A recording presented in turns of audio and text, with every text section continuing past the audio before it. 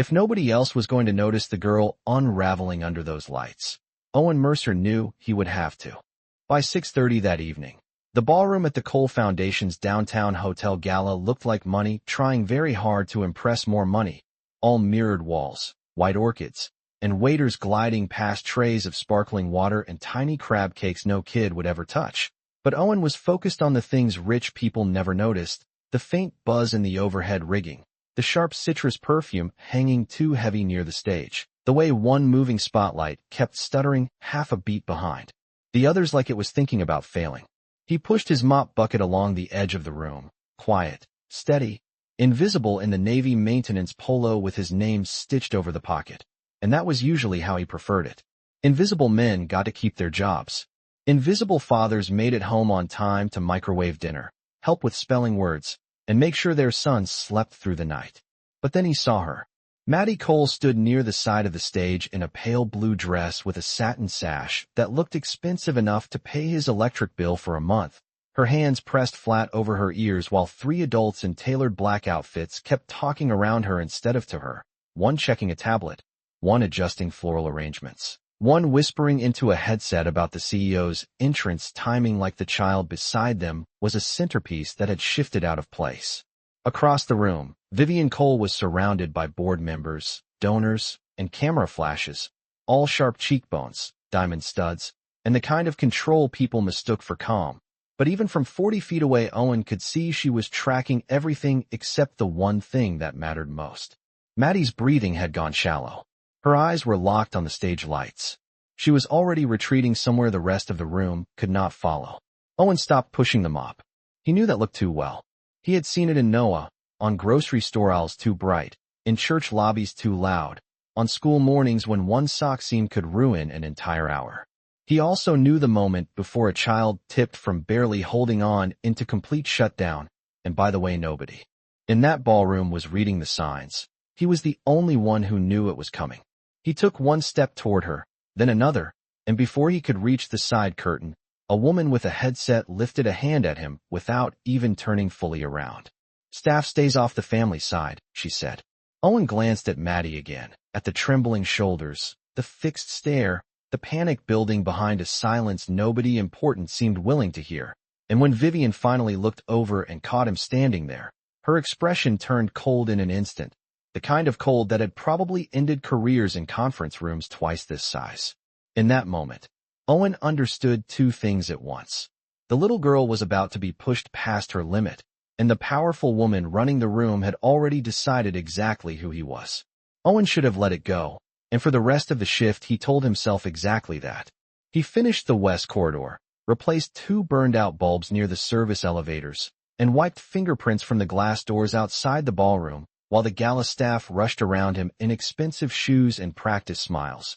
But Maddie Cole stayed in the back of his mind the way a smoke alarm stays in the back of your head after the battery starts chirping. By the time he clocked out, the hotel lobby had gone quiet in that polished, late-night way, all marble shine and low piano music, and he drove home through streets still damp from an afternoon shower, his old pickup rattling every time he hit a pothole. Home was a second-floor apartment over a dentist's office in a neighborhood where people kept porch lights on for each other. Owen liked that. He liked ordinary things that stayed where they belonged. He unlocked the door a little after 9, and the first thing he heard was Noah calling from the kitchen, asking if the mac and cheese was the white kind or the orange kind, because the orange kind tasted different even though the box said it did not.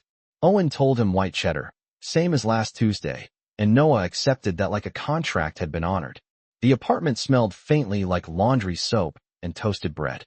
Noah sat at the table in dinosaur pajamas, one sock off because the seam had started bothering him, his homework pushed to one side in neat stacks. Owen stirred the pasta, sliced apple wedges into equal pieces, and set the blue plate in front of his son before touching his own food. That was how he did things. Noah always first. Always the same fork. Always the cup with no cartoon print, because cartoon eyes on dishes made breakfast feel too loud. While Noah ate, Owen knelt by the hall closet and pulled out the old gray headphones with the cracked foam padding, then wrapped fresh black tape around one side where the plastic had split again. Noah watched him for a second and said, almost casually, "You heard the dryer buzz from outside last night before it stopped." Owen smiled without looking up and said that some men had talents, and his happened to be hearing appliances complain. Noah laughed, but only for a second. Did the lights bother that girl today? He asked. Owen paused with the tape between his fingers. He had not mentioned her by name. He had not mentioned her at all.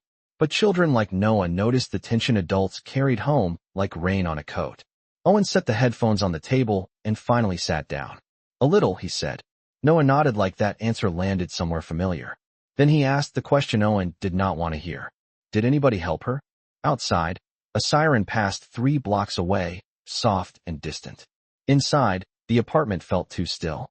Owen looked at his son, at the careful bites, the tired eyes, the trust built from routines held together one ordinary night at a time, and he thought about Maddie standing under those lights while everyone important measured the room except her. No, he said quietly. Not when it counted. And that answer stayed between them longer than either one liked. The next morning, Owen Mercer got to the hotel 40 minutes early, not because anyone paid him enough to care that much, but because men who had spent too long cleaning up other people's messes learned to respect the damage small oversights could do. The ballroom looked almost beautiful in the pale work lights before the florists arrived and before the investors turned it into theater, but beauty had never impressed Owen much. He walked the perimeter with a utility cart, checking what mattered instead. Extension runs taped too. Tied along the edge of the riser, a diffuser machine placed too close to the side curtain, a moving spotlight that still lagged half a beat behind the others, and the sharp floral scent already hanging in the air before breakfast. He made a note on the back of an old supply invoice, then crouched near the stage and listened. Most people thought rooms were quiet when nobody was talking. They were wrong. Rooms were always saying something. Air vents whispered. Light motors clicked. Electrical panels hummed their own warning if you stood still long enough. By 8:15, the event team had arrived with garment bags, clipboards, and the kind of polite urgency that made everyone around them feel slow. Owen stayed out of the way until he saw the girl again. Maddie Cole stood near a banquet chair in the same careful stillness as the night before. Only this time she wore jeans, white sneakers, and a navy cardigan that looked softer than the dress had. One of the assistants was trying to fasten a satin ribbon around a sample centerpiece while explaining that Maddie needed to practice her entrance path before the cameras came. Maddie was not looking at the flowers. She was staring at the chandelier reflections breaking across the polished floor. Her fingers twitched once at her side. Twice. That was enough for Owen. He rolled his cart toward the service hall, then paused beside a storage alcove and tapped his knuckles lightly against the metal frame in a steady rhythm. 3 beats, then 2, then 3 again. He did not look at her. He did not call her name. He only gave the room something simpler to listen to. 10 seconds later, he heard the small squeak of sneakers on marble. Maddie had moved. When he glanced over, she was standing a few feet away, watching his hand against the metal frame as if she already knew what he was doing. Owen lowered it immediately.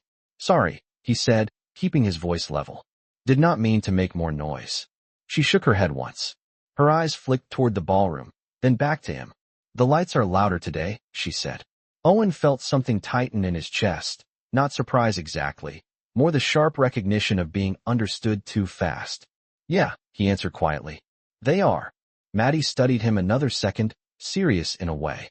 Children only got when they had stopped expecting adults to tell the truth, and then she asked, why do you hear them too?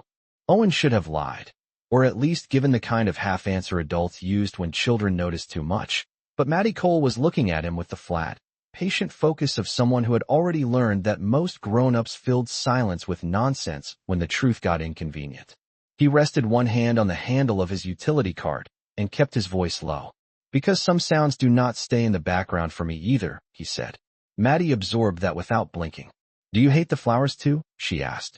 Owen glanced toward the ballroom, where white arrangements the size of laundry baskets were being lowered onto linen-covered tables like the room needed proof that wealth had a fragrance. I do not hate them, he said, but I think whoever ordered this many wanted the room to smell expensive more than comfortable. For the first time, the corner of her mouth shifted, not quite a smile, more like approval. Then footsteps crossed the marble behind them, quick and precise, and Owen did not need to turn around to know who it was.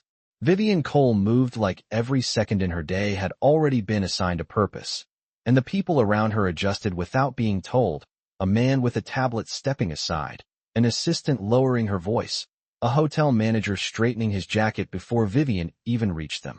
She stopped when she saw Maddie standing near Owen's cart. Her eyes moved from her daughter to Owen's name patch and back again, taking in the distance between them, the open service alcove, the fact that a maintenance employee had somehow become the fixed point in a situation she clearly believed should have been under control. "Maddie," Vivian said, her tone even but sharpened at the edges, "you are supposed to be in fitting." Maddie did not move. She looked at the ballroom and said, "The lights are wrong." One of the assistants gave a strained little laugh and started to explain that they were only doing a technical pass, but Vivian lifted a hand and silenced her without taking her eyes off Owen. "Did he tell you that?" she asked. Maddie answered with one clean shake of the head. Owen knew better than to speak. First, but silence did not help him much either. Vivian stepped closer, close enough now for him to notice the details people probably wrote magazine profiles about: the immaculate cream blazer, the gold watch, the expression of a woman used to spotting weak links before other people realized there was a chain. "You seem to be near my daughter a lot for someone assigned to floors and service halls," she said. The words were polite. The message underneath them was not. Owen kept his posture neutral. "She was standing near the stage yesterday when the sound level was building," he said. "Today the lighting motors are cycling unevenly, and the scent diffusers are too strong for a room this size." He should have stopped there, but old instinct made him add one more thing. "If she needs a quieter route in and out tonight, the east service corridor would be easier on her." That was the mistake. Not the concern itself, but the precision of it. Vivian's expression changed almost invisibly, not softer, not harsher, just more alert, as if he had stepped out of the category she had placed him in and into one she trusted far less. "Interesting," she said. "Most janitors do not make operational recommendations about my daughter."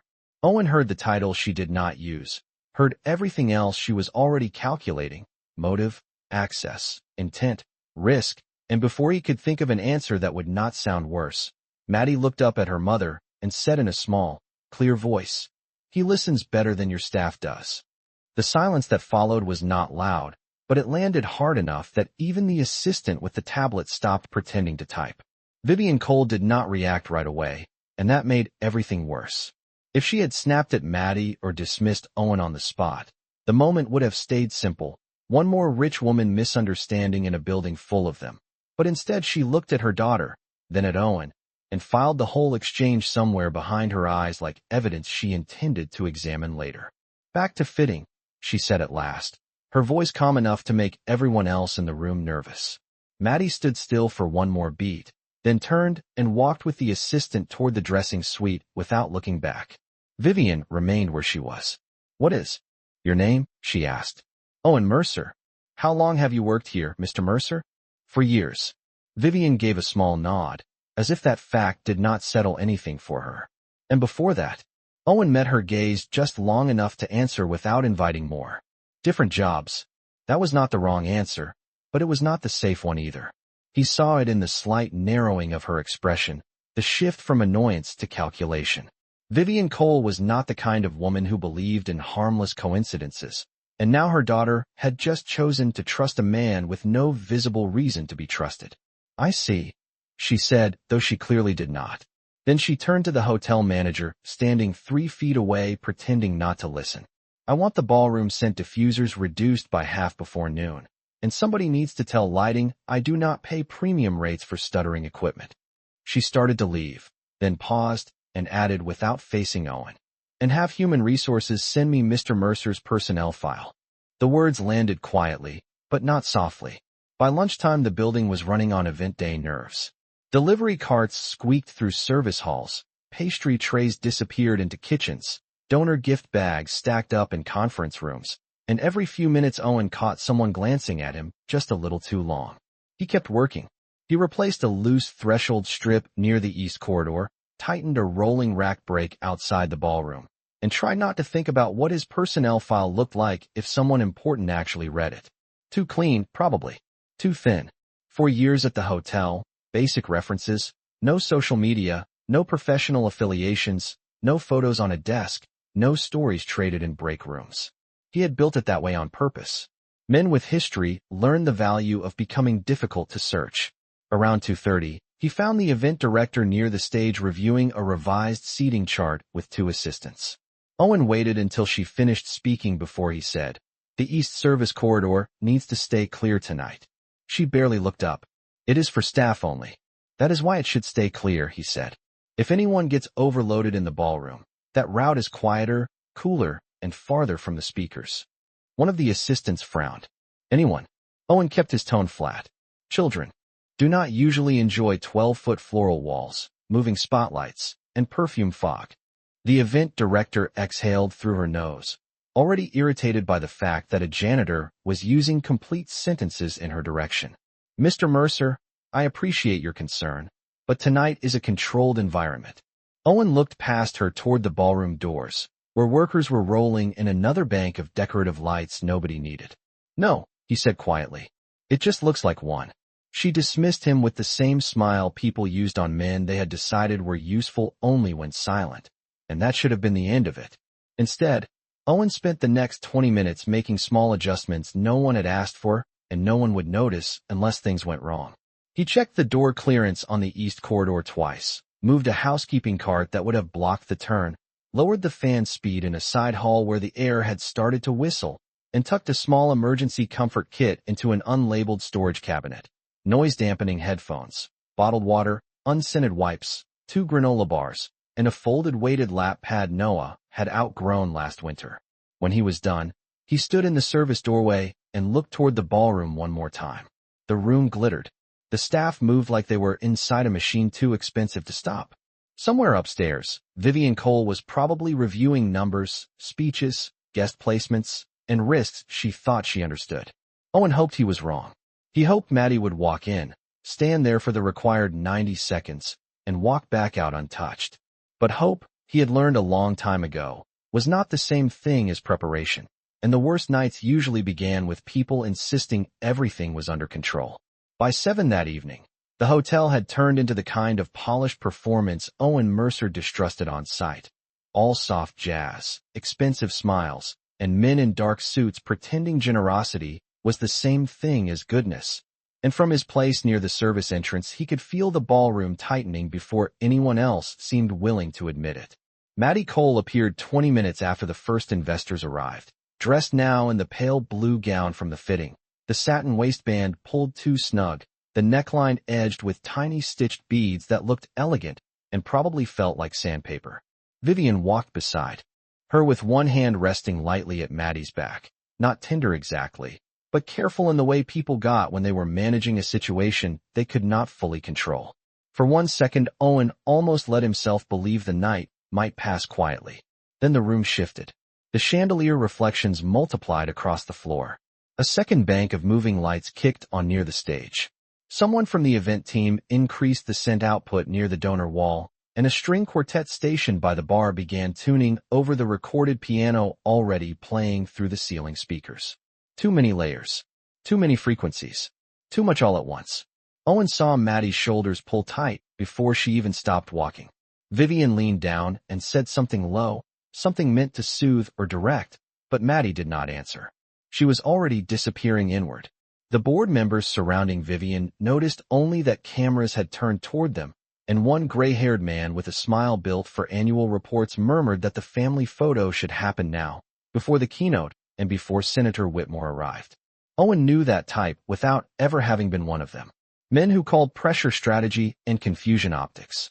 Then a voice cut across the little cluster near the donor wall, male, smooth, and entirely too familiar with the right to intrude.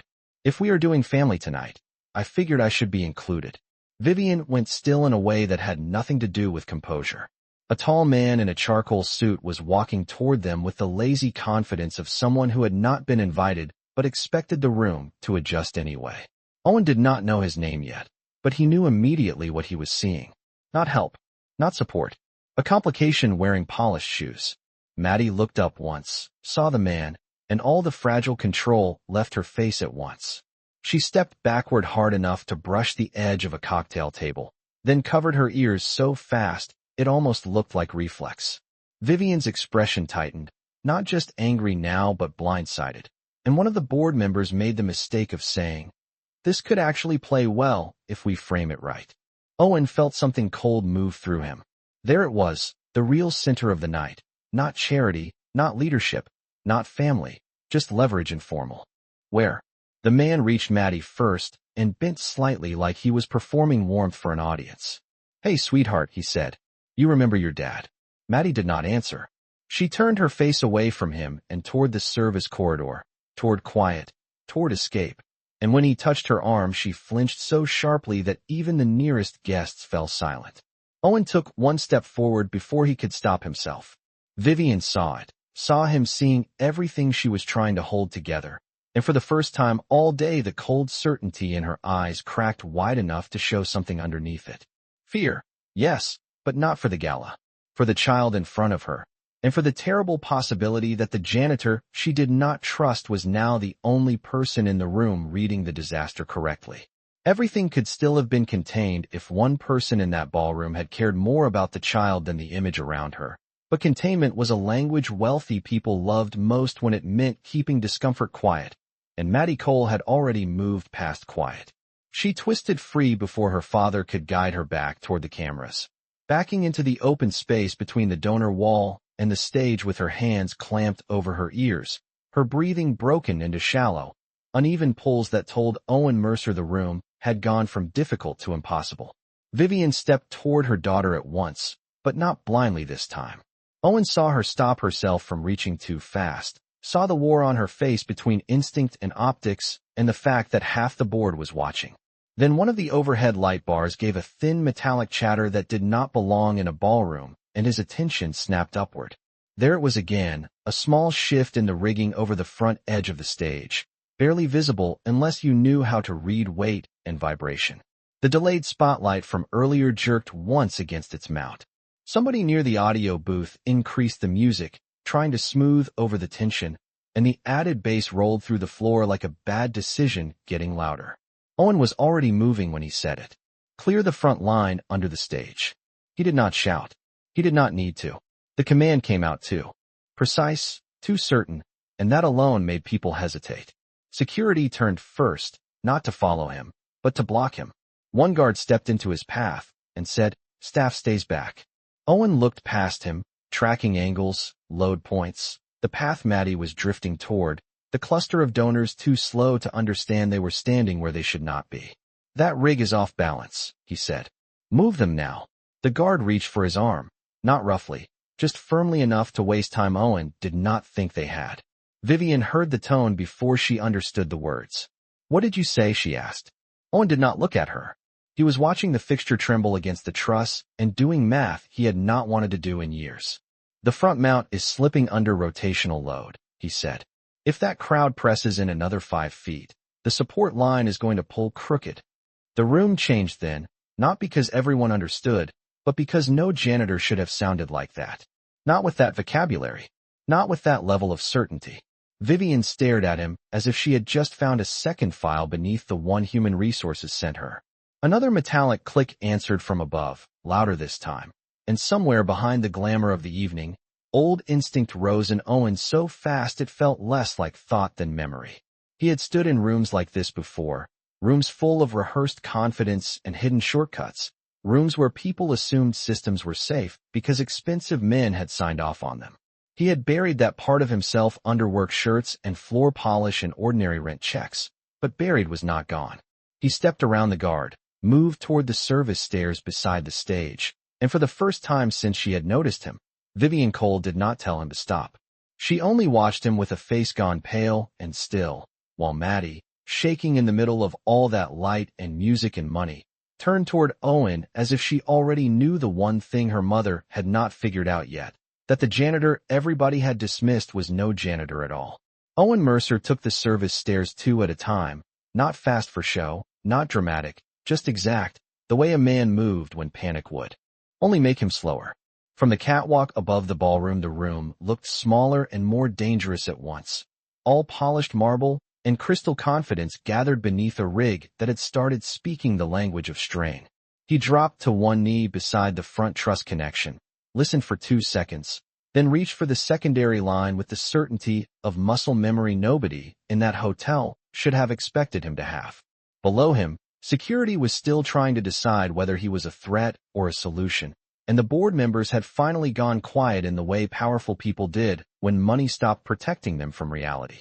Vivian stood near the center of the floor, one hand half raised toward Maddie and the other hanging useless at her side, because this was the moment no spreadsheet had prepared her for. Owen called down without looking up. Cut the moving heads. Lower the house music. Clear 10 feet under the front edge. The audio technician froze. Vivian did not. Do it, she said, and the entire room shifted around that one command. The music died first. Then the lights softened. The silence that followed felt enormous. Owen tightened one lock, adjusted the load angle by inches, then braced the slipping mount with a temporary safety clamp from the service rail. It was not elegant, but it was enough.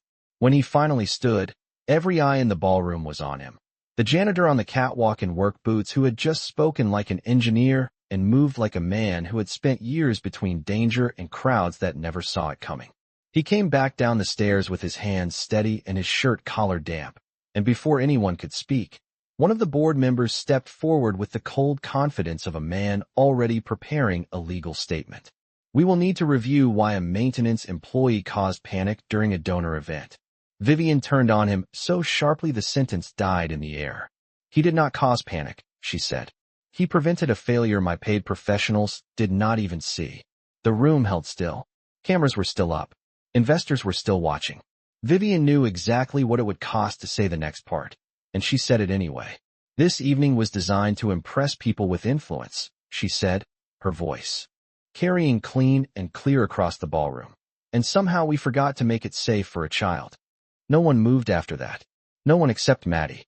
She stepped away from the edge of the stage, away from the men in suits and the cameras and the version of the night everyone had tried so hard to control. She walked straight toward Owen, her white shoes silent on the polished floor, then stopped in front of him and lifted one hand. Her face was still tight from the overload, but her eyes were clear now, fixed only on him. When she spoke, her voice was small, but in that silent room it reached everyone. Dance with me, she said. Owen looked at her hand, then at Vivian, and for one suspended second the entire ballroom waited to see which truth would matter more, status, image, or the child standing in the center of all of it, asking the one man who had really seen her not to leave. Owen did not look at the cameras or the board or the man who had called himself Maddie's father. He only looked at the little girl standing in front of him with her hand lifted, and her whole body still carrying the aftershocks of a room that had nearly pushed her too far. And then, slowly enough not to startle her, he set his hand in hers. There was no music now, only the low hum of the air system and the faint clink of glass somewhere near the back of the ballroom. But Maddie did not seem to need a song. She only needed one person willing to meet her where she was instead of forcing her where everyone else wanted her to be. So Owen gave her something simpler than a dance and stronger than one too. A small side step, a pause, a shift back, a steady rhythm soft enough for her to follow and predictable enough to trust. Maddie matched him after a second, then another, and the room that had ignored her all night suddenly rearranged itself around the truth of a child being seen. Vivian stood a few feet away, her face unreadable until it was not. The control was still there, but it had been cracked open by something much harder to hide. Shame, maybe. Relief, definitely. Grief, too, though Owen could not have said. Whether it was for the years she had spent trying to manage her daughter instead of understanding her, or for the fact that another person had reached Maddie first. When the dance ended, Maddie did not smile for the room. She just let go of Owen's hand, stepped back toward her mother, and said, very quietly, "Now it is better." That should have been the ending. In another kind of story, it would have been. The company would have thanked Owen, the board would have learned a lesson, Vivian would have become softer overnight, and the ballroom would have turned into the place where everything broken began to heal. But real damage did not work that way, and neither did old secrets. 3 days later, Vivian canceled the event firm, ordered a full internal review of safety and accessibility protocols, and asked Owen to consult, not as staff, but as an outside specialist. He told her he would think about it. 1 week after that, a reporter from a business journal filed a story about the gala incident, and included a detail Vivian had not expected, a buried reference to Owen Mercer's real past. Not just that he understood structural risk, but that years earlier he had been a forensic safety investigator tied to the collapse of a temporary grandstand at a major public event. The same collapse that ended his former career and, according to public record, took his wife from him. Vivian read the article alone in her office long after midnight, and near the bottom, almost hidden in the legal language and archived corporate names, she found something else, a subcontractor connected to that old disaster whose parent company had since been absorbed through mergers into a holding group that now sat inside her own business empire. She stared at the screen for a long time after that, realizing the question was no longer whether Owen had hidden who he was. The question was whether the world she had built had been standing, however indirectly, on the ruins of what destroyed his family. Owen did not know any of this yet. He was at home that same night, fixing Noah's headphones at the kitchen table while his phone sat face down beside him, silent for once, as if silence itself were waiting. So here is the part nobody in that ballroom could answer for him. If Vivian's empire carries even one thread leading back to the worst day of Owen's life, does the truth bring them closer because she finally sees him clearly, or does it make everything between them impossible? And if you were Owen, would you take the job and force that company to change from the inside? Or would you walk away before the woman who trusted numbers more than people asked for forgiveness she might not deserve?